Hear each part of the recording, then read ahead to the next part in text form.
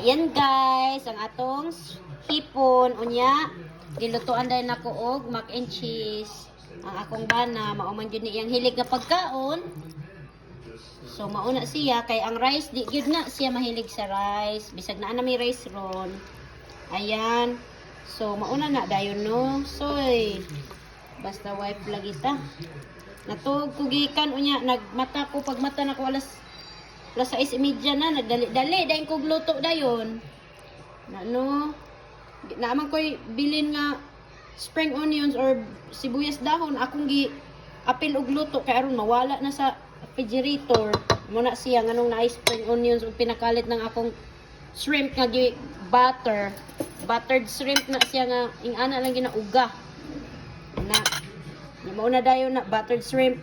Tumoy na lay bilin no kanang ikog na lang nakuha na gyud na siya na limpyo na